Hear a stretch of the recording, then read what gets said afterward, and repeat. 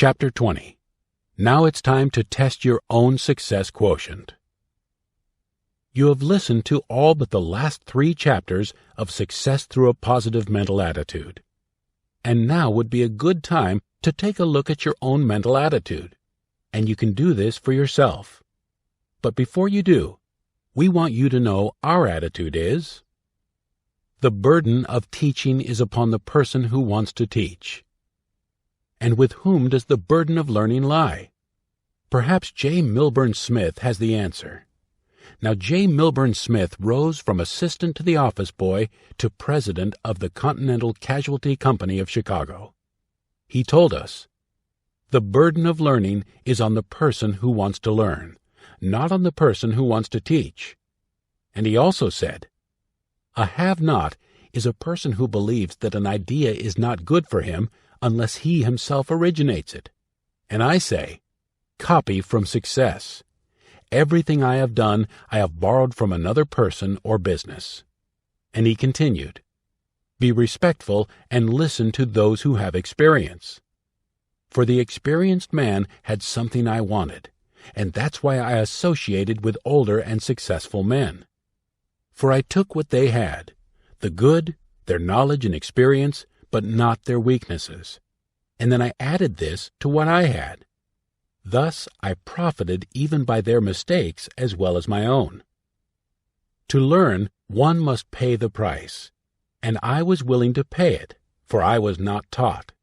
I learned. Knowledge? You must seek it out." Copy from success, says J. Milburn Smith, and you can begin by asking yourself some questions. Am I willing to pay the price? Am I willing to take the good, the knowledge and the experience, but not the weaknesses of the men I have heard about in this book? And if your answer is yes, then we have a suggestion that we know will help you. But let's first remind you that as you have listened to this book, you have frequently been called upon to answer questions about yourself. And although these may have appeared to have been simple questions, in reality, is there anything harder than to evaluate oneself correctly? Know thyself is probably the most difficult admonition ever given to man.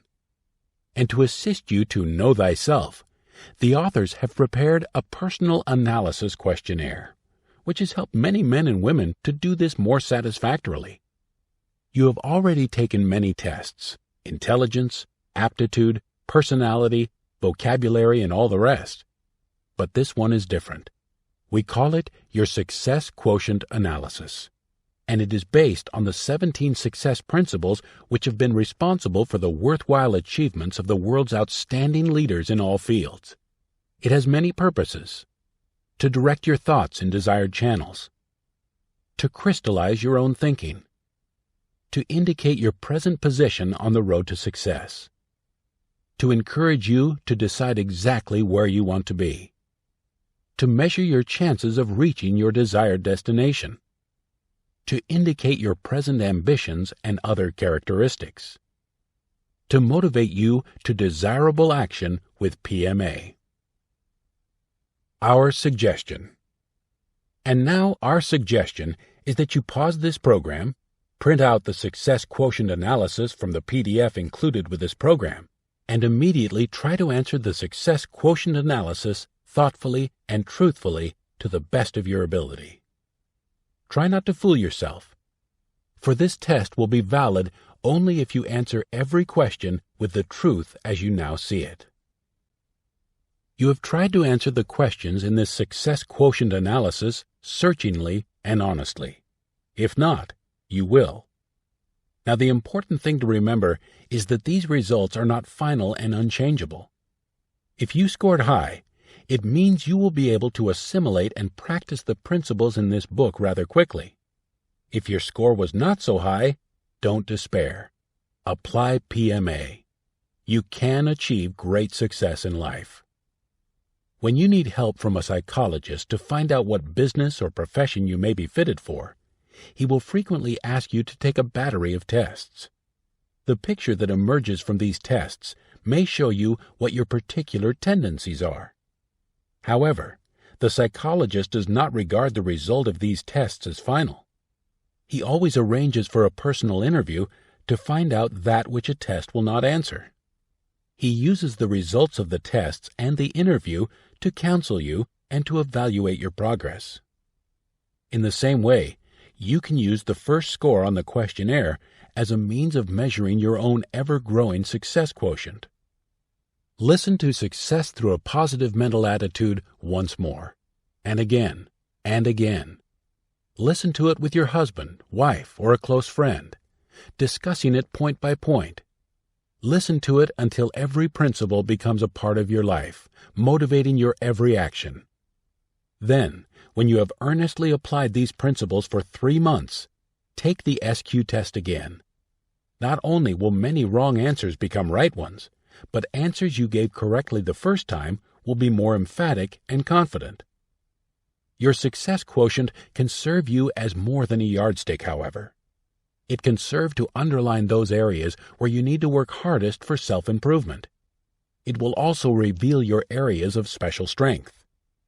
For your future is ahead of you. You have the power to direct your thoughts and control your emotions. Just awaken the sleeping giant within you. How? You will find your answer in the next chapter. Pilot number 20. Thoughts to steer by. 1. Review the success quotient analysis frequently until you can truthfully state to yourself, I can now make the right answer to each question. Each of the questions will direct your mind in a specific channel, whereby you can easily determine what you can and should do. 2. There is a value in solving problems or developing desirable habits by asking yourself the proper questions. Write them down, and then, in your thinking time, strive to find the proper solutions to obtain the results you desire. Sow an act, and you reap a habit. Sow a habit, and you reap a character. Sow a character, and you reap a destiny.